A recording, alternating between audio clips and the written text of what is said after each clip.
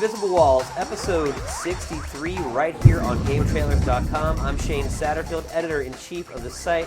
Things are a little slow after E3, but I think we've cobbled together a pretty nice show for you guys. Cobbled being the operative word. One thing I know we've cobbled together is a really good panel, and sitting on the show this week is Marcus Beer. Hello, cherubs. Cherub. Patrick Morales. Hey, everybody. And Miguel Lopez, who promises to say something today. Hello, friends. Is that better? Yeah. And Daniel Bloodworth's here today. Hey, hey. And Ryan Stevens is sitting on the soundboard since Johnny C is out. Hi. But he will be mic'd up later. He will. He'll be. Actually, we're having a ton of people roll in and out of the show today, so stay tuned and try to keep up. Containment failure in Lab 1. Warning. Containment failure in Labs 1 and 2. So we always complain about how the Wii never gets quality third-party games, or the third-party games that are released for it, or half-assed ports, or whatever. Here we are to talk about the Conduit, one of the rare games that was actually built from the beginning for the Wii specifically. Lots of hype behind this game. Miguel, you've been reviewing this game. How did it net out at the end? Actually, it's Brandon Jones who was reviewing it. I was just I was helping him capture footage. So I played it, and Well, I would hope so. Well, that validates the editorial authenticity of the site. He played it. This segment's I done. played the game. No, it's I like the multiplayer a lot. I think there's a good foundation there. Cool weapons. There's a lot of cool modes. The way that things feel, when you're shooting, when you're running around, like all that stuff kind of feels right. And, as Bloodworth will talk about soon, the way that you could sort of mess with the controls makes it so that even if you don't like the way the game feels outright, you could get in there and tweak enough stuff so that it actually plays in a way that works for you. And I think that's really cool. Yeah, Before we jump away from multiplayer, can you talk a bit more about it? How many players can play at once? How many modes? Are there vehicles? All that kind of stuff. Yeah, there's no vehicles. There's actually, it feels kind of like a throwback, Think back to the days of like playing GoldenEye. But just imagine that on, kind of a larger scale online. You can play with 12 people, when you break... So 6 aside? Yeah, 6 aside when you break it down to the team stuff. But, there's plenty of like free-for-all modes too. And that's, like my favorite mode is, it's like basically a deathmatch variant where, if you remember Oddball from Halo, you basically have the doodad. You pick it up and then you got to haul ass away from the people who are chasing you. Like that's really cool. There's another one called Bounty Hunter that's pretty cool too. It's essentially, a map full of people, but you can only kill one person without getting points docked from you. So yeah, that stuff is pretty cool. Bloodworth has, I think we might have some divergent opinions in terms of the single player here. What do you think? Yeah, well, I think we had a very different experience in terms of the difficulty. You're having a hard time, right? I had a hard time toward the end. Whoa! Bloodworth with a knife and twisting away. We watched this man blow himself So up with Miguel, a you're rocket at games, so are many you? times. He was trying to be as nice as possible. No, yeah. So, Miguel, you think the game was pretty tough. Then, Daniel, you played it over the weekend. You didn't feel like it was that difficult, right? Is that safe to say? I died maybe once per level, like when I'd come across a new enemy or something, and then I just, learned to deal with it. And then, as he said, the last 2 levels are quite a bit tougher because... As they should be. Yeah, guys have more shielding, you have, less options as far as the weapons that you're handed and stuff like that. But doesn't it feel like it's more difficult but in kind of a crappy way, like a little bit cheap? Those last 2 levels do feel a little cheap. Yeah. In a way. Yeah, playing through the game, you'll come across areas that it's more difficult in terms of you have to figure out the pieces of the puzzle. It's not that the AI is outsmarting you or there's something particularly challenging to figure out. It's just all right, I got to kill these guys first. I got to disarm these stupid invisible mines, and then I get to go and blow up the portal. Yeah, I think the ghost mines are probably the most useless thing in the single player game. They just slow things down. You're almost never going to run into them because your little all-seeing eye is going to start beeping like crazy when you get close to one. So you just have to pull it out and then try to disable it before some enemy comes up and hits you.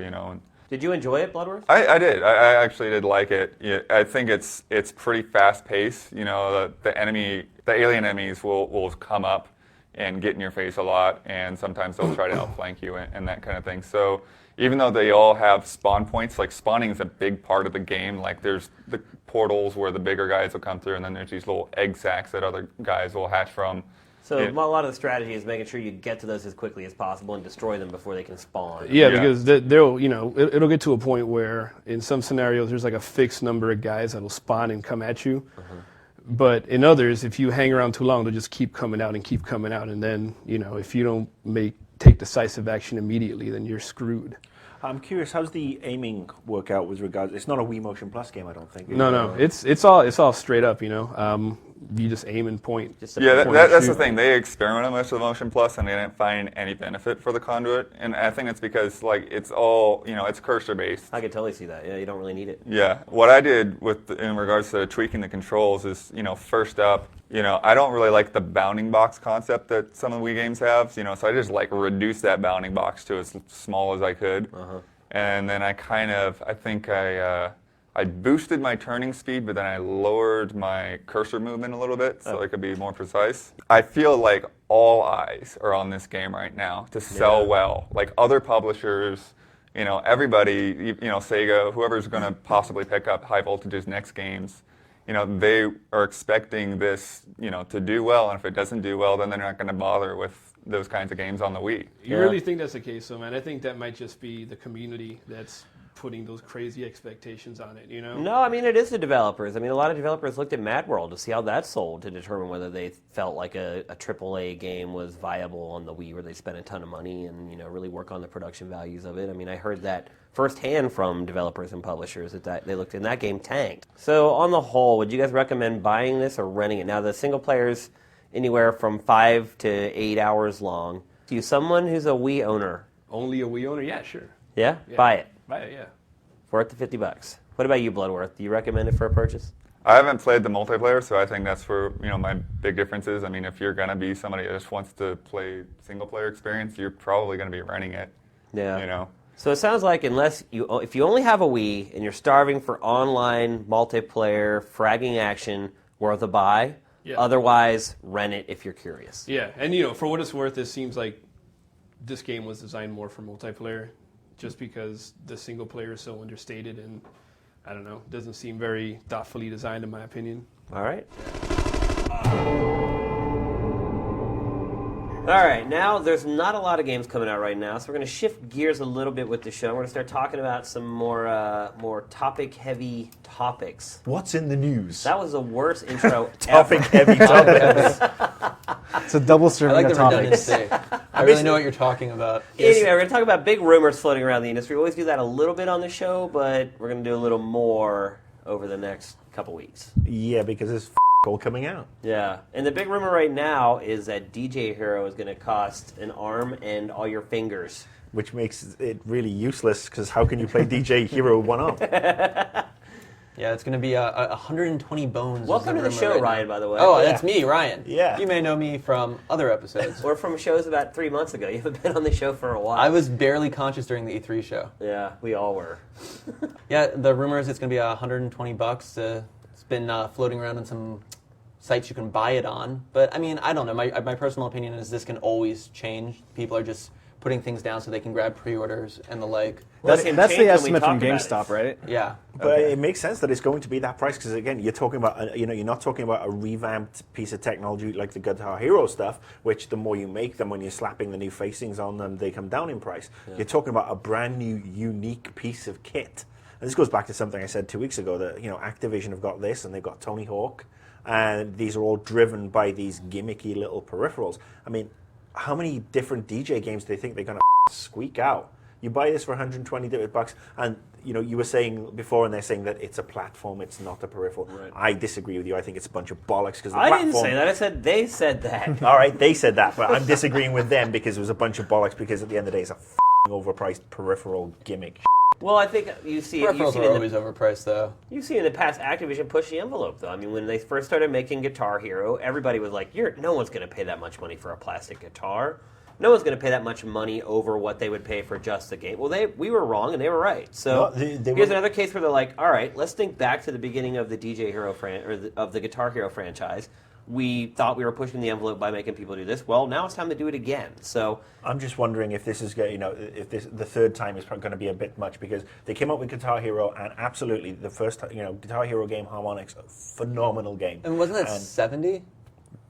I think No, it was like 99. yeah. Really? I think it was 99. Okay. But the other thing is that the next iteration actually wasn't led by Activision. It was led by Rock Band, and they brought the drums out and everything, and that sold really, really well. But then last year, these games took a pounding across the board because people didn't have the money to spend on them. All he knows about the money. I think people just looked at it and they're like, why do I need to spend another $200? I already have 2 guitars. I have a drum kit. I have a mic. Just give me more songs. And that's where these publishers are betraying their own words and saying this is a platform. Well, if it's a platform, you put out the platform and you just release product for the platform. You don't keep releasing a new platform every year. And especially with these sort of games, you don't have to release even disc copies anymore. Everybody's connected to PSN or Xbox Live.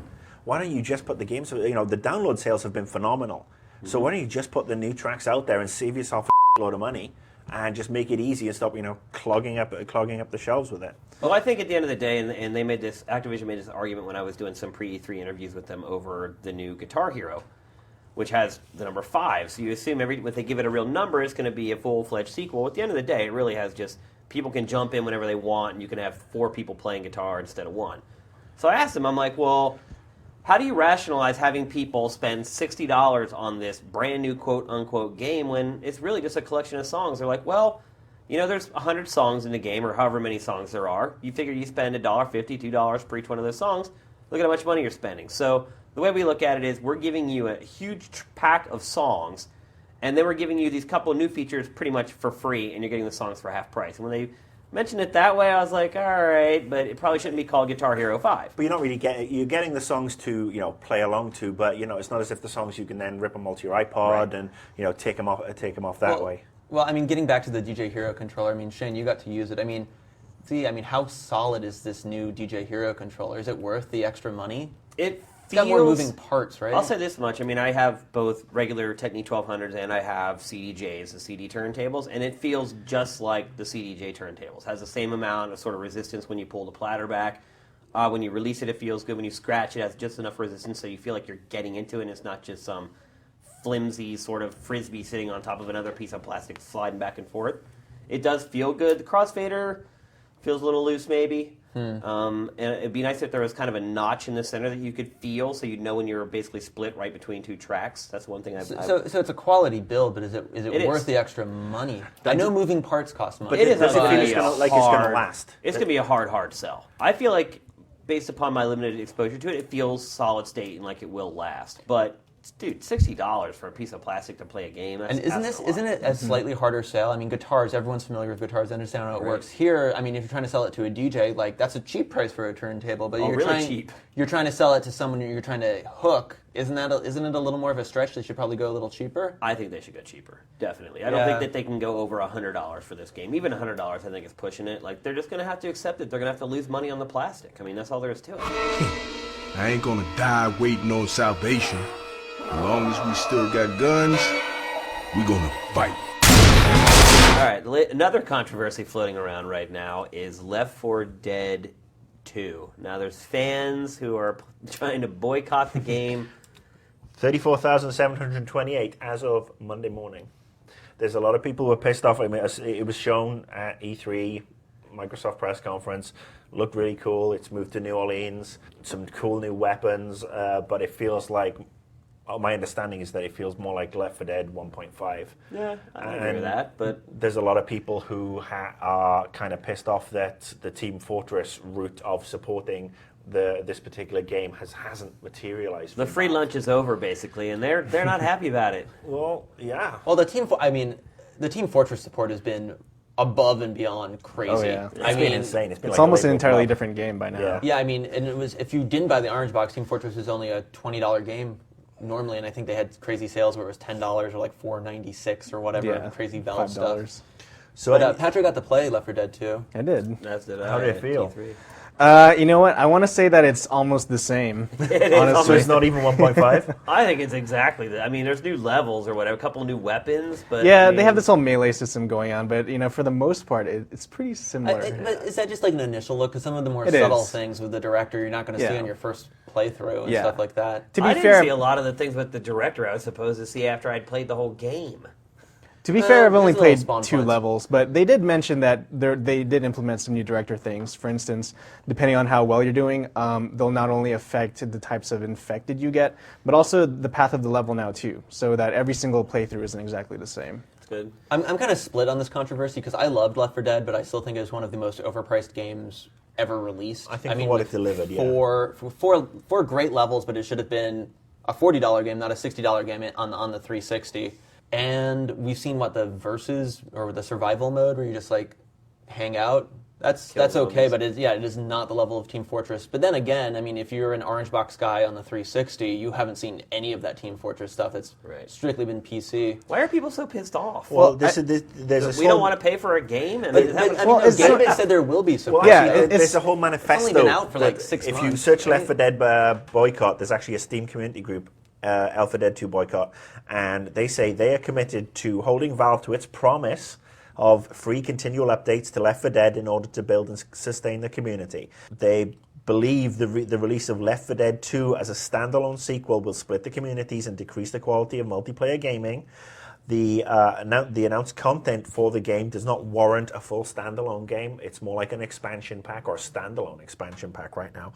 And these should become updates free or otherwise for Left 4 Dead. That's actually the line I do have a problem with this, is that if you're going to update stuff, I'd be happier for Valve to go perhaps the Bethesda route where they've released 4 really good pieces of software to update their original game. And I mean, when they charge bought them Left 10 4 or Dead, 15 did they bucks a just pop. think that they're just going to get free content for the rest of their lives? I Well, mean, I are they think this- insane? I think people thought there was going to be some. Well, they're It's not so much that, but they essentially released Left 4 Dead Half-finished. incomplete. right. Yeah, you couldn't even play versus on 2 yeah. of the maps. Yeah. Which is just ridiculous. Yeah, I mean, a common sentiment was we paid to beta test the game for you guys for 6 months, essentially. Yeah. And I agree with them. I mean, they announced Left 4 Dead 2 really quickly after they just announced Left 4 Dead. Yeah, as soon as they saw the big pile of money sitting in their bank account. Yeah. I mean, I mean, at I the do end of the day, understand the money is gonna frustration. Is going to be is going to speak. I Well, mean, yeah, and I think the fact that it was shown at the Microsoft press conference, I mean, it's another, Microsoft have probably put pressure on Valve to put this out for this Christmas because we know Microsoft don't have a huge amount of stuff, and yes, it'll sell well on Steam as well. But we also know that Valve have recently stated that they don't like programming for the PS3. And I just wonder how many people on this petition or whatever are just butthurt PlayStation fans who just don't want anybody to get the game or just are upset that, again, it was announced exclusively for the 360. This actually kind of harks back to almost online gaming for about 6 or 7 years ago, where you'd have games and people would release free maps for multiplayer. And to be fair, I mean, the only stuff that's really come out for Left 4 Dead has been stuff from the modders, like the nudie expansion pack, the nudie views that came out a couple of weeks ago, and there's been a couple of others. And Valve hasn't really been pushing this, and this is... Well, now we know why, right? Well, now Because they've been making a brand How new much game. time was between? There was a big amount of time between Team Fortress actually getting new content, though. I mean, Yeah. it's still the game's really only 6-7 months old at this point. Yeah, Never got content on the consoles. I think Yeah, the other that's thing is true that as the well. Steam community are so used to Valve treating them really well that Valve They're has- spoiled. Valve Gabe has Newell spoiled them. personally answering all of their emails. Well, Valve has spoiled them with the content. Whether it's been the quality of Orange Box, Portal, these various the titles that have come out over the years that have always been top quality. The ease of modability with Half-Life 1, which spawned Counter-Strike, which was then released free and really updated to be a quality game. So I think there's the business side where Valve are now saying, okay, well, we can make a lot of money out of this, and Microsoft are probably giving us a nice little backhander to bring this out for the 360 this year. And then on the other side, you've got the PC community, which I think that's what this is, the PC community who are used to being treated really well. And they're like, oh, wow, we just got shafted. Well, what is Gabe's response to this? He's not a guy that usually shies away from He things said like there this. will be support. He's Yeah. like, hey, we're not backing out on our promise, but they really feel like it is a real sequel. And it's like the stuff that they're adding is, like I said, I think it's maybe a little more subtle, but it's not stuff that you can just maybe throw into the game right now, like alternative paths and weather effects and stuff like that. I mean, I don't remember Gabe ever lying in the past. Everything he ever says, he delivers on. So why would people doubt Except him? for that one enemy in that early Half-Life 2 trailer that kind of like goes up and like spikes the guy right in the stomach. That thing was never in Half-Life 2. I'm still waiting. Still waiting, Gabe. Did he You- promise you it was going to be in there? He came to me in a dream. Really big wings. I'm sorry. You need think better what- dreams. I think what would make sense for Valve and to one, appease the community, but also make perhaps financial sense for the PC version in particular, is to have an option to actually integrate, because we're talking about basically the same engine, is integrate Left 4 Dead and Left 4 Dead 2 into one bigger game. So when you download it, you can access all the original levels from the Left 4 Dead 2 menu. So you may not have some of the new features, but it transports that community into the new version, and everybody gets to play all the different levels, original rules and the new school rules, if you will. Let me ask you this, though, Marcus. Let's say you started Valve, and you started this company that's only a couple hundred people strong, and you had the opportunity to release Left 4 Dead 2, and you know that literally you're going to sell 1.5 million copies of that game in 30 days. Are you going to not release that and do what you just said? No, what I'd actually do is, considering Morales, you're wincing over there. You would turn your back on that money. Let me Your ask- company Money's that you money. put your ass on the line to Let create. me Money's answer money. your question for you, all right? First of all, Valve is based on PC gaming. That's how the company got so successful, PC gaming. I would basically look at, say, yes, Left 4 Dead 2 on the 360, because people don't really care as much on the 360. They will go and shell out, because it sold like gangbusters on the 360. They did really well. Yeah, 3 months in the NPD, I think. Yeah, so that's, the console guys, we will go out and do that for them. The PC guys, who have been our bread and butter and continually are our bread and butter, because let's face it, the amount of units they shift over Steam make a much bigger profit margin than anything that goes through retail and anything that goes through 360. That's where they should look at doing something slightly different to keep that community going.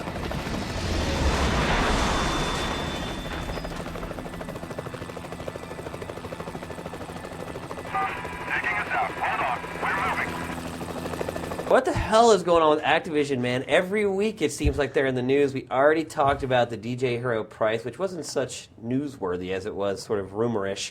Now this is a reported quote from the CEO of Activision talking to the Times in London, and what did they say, Marcus? What Bobby did he say? Kotick said, "I am getting concerned about Sony. The PlayStation 3 is losing a bit of momentum, and they don't make it easy for me to support the platform. It's expensive to develop for the console, and the Wii and the Xbox are just selling better. Games generate a better return on invested capital on the Xbox than on the PlayStation." Now, yeah, I think Bobby Kotick might have actually been bullied as a child or something, because ever since they've come into this money and position of being the biggest third-party publisher in the world, he's been slapping it around like crazy. First off, I think it's intense. I mean, it's intensely arrogant of the guy to say, "Oh, they don't make it easy for me to make these decisions." Well, if he's in But charge, it is Sony's job to make it easy for him to make those but decisions. if he's in charge of making all the decisions on what games are published and what games are let go, I'd actually query his judgment skills right now, given Yeah, what that's they've probably cut. not a good idea to have one person doing all that. Yeah. The other thing I'd say is that it's incredibly worrying that the CEO of the world's largest third-party publisher is so frigging short-sighted, because we know that there's a 10-year lifespan on the PS3. Oh, there are more holes in that statement than Swiss cheese, man. I mean, I don't even know where to start. It's like, oh, well, first of all, Microsoft had a year head start, so obviously their install base is bigger, so obviously you're going to sell more games for that platform. Yeah, this follows on from his quote at E3, where he's like, "I'm very disappointed there was no price cut from any of the big boys." And like I said, I think that's all he's asking for. That's just another way to lobby for Sony to cut the price of its console. But as we said a couple of weeks ago, this is the guy whose company is also introducing games like DJ Hero, Guitar Hero 74.5, and Tony Hawk, which are not going to be cheap games in their own right. So he does say one thing of common sense in that, it's cheaper to develop for the Wii and the Xbox. The Wii, yes, it is a much cheaper platform, but you look at what they've developed for it. I mean, Call of Duty's come out, hasn't been the best version. In fact, it's been kind of buggy and kind of crap, to be honest with you.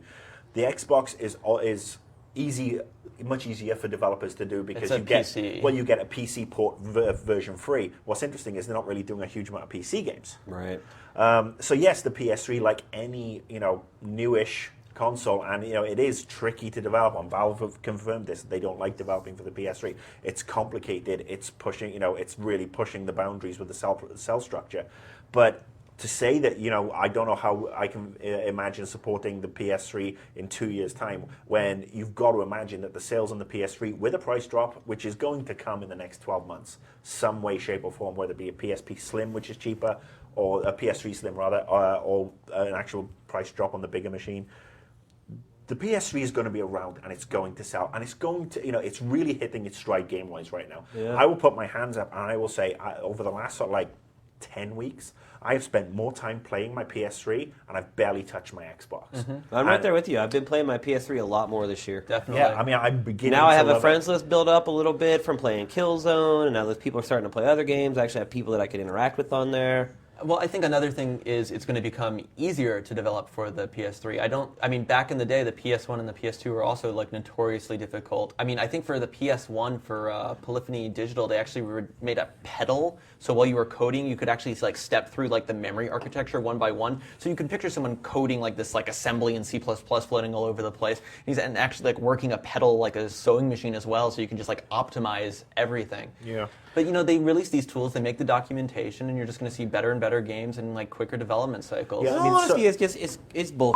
I mean, Ports, think about it. though. Are they not Ports. going to release Modern Warfare 2 for the play? Hell no. Well, that's By coming. now, these developers are fine at porting something from the 360 to the PS3. It is not rocket science anymore. You're not going to turn your back on 1 million sales for a game like Modern Warfare 2. That's just money sitting there. I mean, he did say that, we know that all the games are going to come out this year.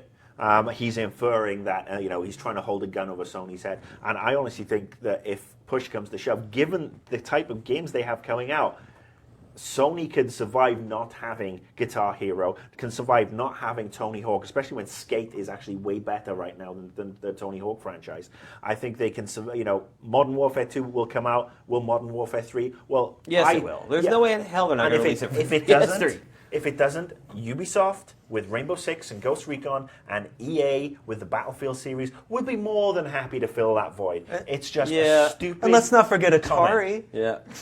I'm still liking Ghostbusters. I will not hear a bad word against them right now. They I picked think, up though, what Ghostbusters. you'll see, I think that could have an impact on Sony's business, though. I mean, the hardcore kids have a PlayStation 3 at this point, or they're just waiting for a price drop to get one. They're sold. They're going to get one. They know the games are good. It's the casual people who have yet to really latch on to the PlayStation 3. So games to us that were like, whatever, another Guitar Hero, another Marvel Ultimate Alliance, the Transformers game, the Wolverine game, all the stuff that Activision does with their licensed stuff, I think that could be a huge hole for the more casual player. Look at the sales for Wolverine. It was in the toilet. Yeah. I mean, we discussed this last week. Wolverine's in the toilet. Transformers is going to be, it's going to be a bag of just like the last ones. I mean, outside of the Ultimate Alliance series. But think back to the PlayStation 2 era.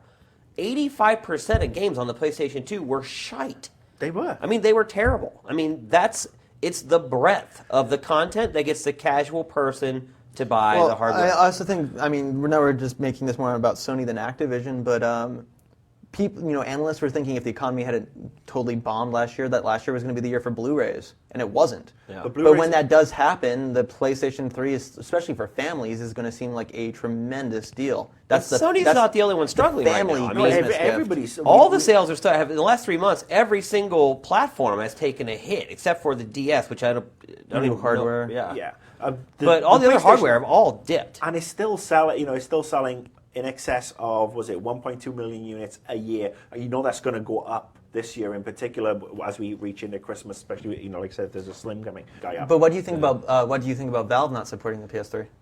You know what? Valve have a perfectly happy, healthy system where they make a lot of money on the PC, they make a lot of money on the Xbox. It works for them architecture-wise because they were primarily PC. These guys have always been multi-format. I don't think Valve is missed on the PS3. I honestly don't think Activision would be missed on the PS3 either, because the PS3 fanboys who are vociferously committed to their platform, they will not go, they will say, you know what, fuck you, I'm going to go out and buy Rock Band. I'm going to go out and buy Scratch. I'm going to go out and buy Skate. I'm going to go out and buy Ghost Recon or Rainbow Six or Battlefield 1943 because EA is supporting my console, and that's what I'm going to do. And I think there'd be a lot of salty Sony fans out there if they didn't get Modern Warfare 2. And those guys are already pretty salty. Yeah. well, I think yes, they'll get Modern Warfare 2. But What about Modern Warfare 3? Same deal. But you know what? They're also, they will pitch a fit at Activision. They won't pitch a fit at us. They won't pitch a fit at Sony. So this is Activision running wild, trying to slap its metaphorical dick out. And I also want to reiterate something that I touched on a couple of weeks ago, where I'm actually unhappy with supporting Activision right now. People have said, "Oh, you're going to cancel your World of Warcraft account," because I've seen these messages on Facebook. The big difference is that even though it's Activision Blizzard is a wholly run, totally separately run company. Different CEOs, different structures. And when I was at Vivendi, I mean, Blizzard was like that then. We had our bonus structure and Blizzard sales wasn't taken into it. They are their own unique company and they are the golden boys. They cannot be touched. And they're going to make Diablo 3. Diablo 3 for the PS3. I think it's just a big bluff, personally. I think he's just He doing was probably this. jet lagged. He's like, time's of London. No, I think he's just. Okay. I think he's on a major ego trip right now. He's just been, he's in a position of power. And again, this was a company that 6-7 years ago, shares were in the toilet. Now they're trading really quite well. And I think he's just also setting up for potentially a bad winter for these guys, with the exception of Modern Warfare 2, where Tony Hawk doesn't sell, the DJ Hero doesn't sell. The new Guitar Hero game doesn't sell. Yeah. They may not shift this Christmas because people can buy it, buy the music games used. They may not have the interest in. Well, maybe he's DJ just setting Hero. up a shareholder whipping boy, like you're saying. Like maybe he doesn't really believe this, but then when shareholders are like, blame the PS3, we didn't sell the units. You know what? I think it's just stupid of him, and I think this time next year we'll be seeing all this stuff again. He's obviously bluffing, Total and if he bluff. isn't bluffing, the head people at the Vivendi group, who control Universal Music and all these other things, they'll be looking to replace his ass really quick. What's going on?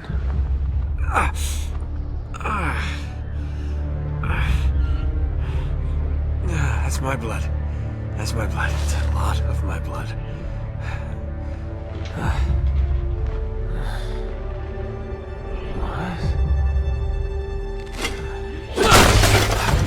Next up is one of your favorite segments that we don't do as often as we probably should. It is On the Hook, where we answer your questions, and we have a bevy.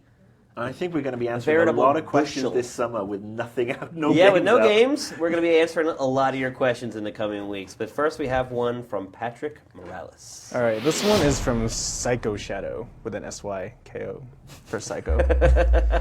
Long story short, do you think that the trend of using an everyman or everyday guy will keep going on in games or fade away? Are some developers maybe running out of concepts for unique characters, so they're falling back on just making their characters some regular person? And he references Alan Wake, Yeah. Infamous, Uncharted, etc. As for fading away, I highly doubt that. They've been around for a while. They've been around longer than, Them and bald Space Marines. yeah. Actually, most of these guys are bald, aren't they? Oh yeah. The infamous guy. I think that there's a 2/3 bald to hair ratio there. It's a lot easier to model a shaved head than it is to model hair without it looking like crap. Yeah, and I mean, the reason they do that is because people find self-insert characters fun to play as because, Right. you can be that person. It is a little bit lazy. I mean, it's a whole lot easier to make an everyman kind of character than it is a unique personality. Like, you can't come But up with isn't it harder to create an everyman character that's interesting? Than that. to just create some whacked out character with some crazy costume. I feel that I don't know how everymen are these characters, though. I mean, You know, Alan look, that Wake, shoots you're- lightning bolt out of his hands. Well, no, I mean the whole thing. Like anyone could, like this could happen to you. Yeah, You could yeah, wake up right. with powers. But I mean, Drake has a pretty distinct personality where he's like, But like, he still is the everyday guy. He doesn't have like superhuman strength or he's got some grip. yeah. I don't think I could Well, at the end of the hang. day, he's an adventure archaeologist, but I think these sort of characters are aspirational. Alan Wake's a I hard think this writer. question means like a Mario or a Jack and Daxter versus a human being. I think that's Well, really what the I question think it comes means, down to. Mario, Jack and Dexter, Master Chief, Marcus Phoenix, those guys, as opposed to Alan Marcus Wake, who Phoenix right. is an everyday But guy. I don't think he's an everyday guy. He's an everyday bald space marine with who's got this intense combat. He falls on training. the Space Marine side of things. Let's look at Infamous, where you've got this guy who is a courier, who is just a regular guy who is then thrust into the middle of this. But I think he's referring to something distinct, where you can look at that person and say they look interesting. I don't think I think he's talking about more than just looking at the visuals. I think he's talking about the character as well. I think this is a trick that Hollywood's been doing for years, where you have this, regular guy who is stuck in the middle of this out of control situation, and you end up watching him trying to survive, to save his kids, to save his dog, to save his underpants, whatever you need to do. But that's what Hollywood has been doing for a number of years with a lot of these movies, and this is where games, this is going to be around for a long time. Yeah, I mean, there are varying degrees of what an everyman is in a game. I think the times when they pull that trope successfully is when they manage to build a good environment to support that everyman. I mean, BioShock, the main guy, he's an everyman. Doesn't even have that much dialogue. My name's Jack. Yeah. Got a tattoo on my wrist. But they make it pull off because you really do feel like you're just a regular person thrown into this unbelievable circumstance. Well, the other argument is, think about how many games, this happened a lot more in the past, with adventure games where you started with Amnesia. Because then you don't have to explain all this backstory or anything and just go forward, It's a thing people have been doing since the dawn of time with stories. But to answer Psycho Shadow's question, honestly, interesting characters have fallen by the wayside. I mean, you don't see a lot of brand new characters like you saw back in the PlayStation 2. But I'd still say Drake has a lot of personality.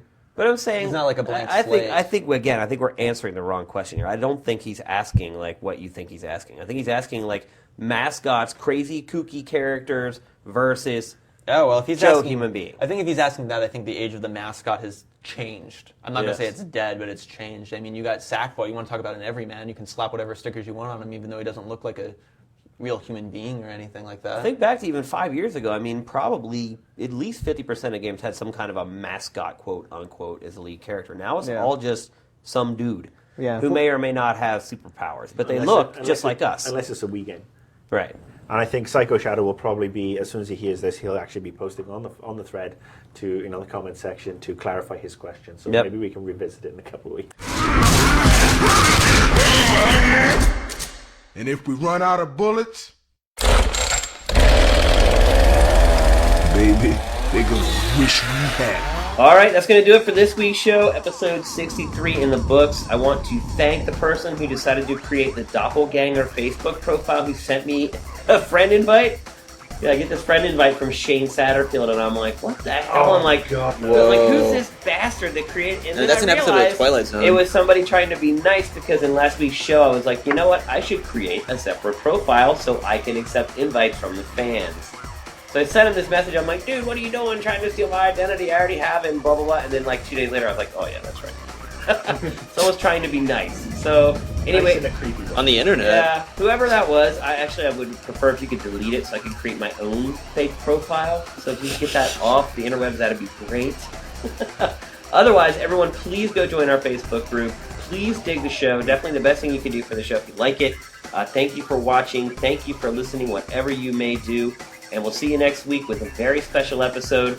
All questions from you guys. A full episode of On the Hook in honor of July 4th. Going to be a little bit shorter than most of our episodes, but it'll still be worth watching, so keep an eye out for that. Invisible Walls. Ooh.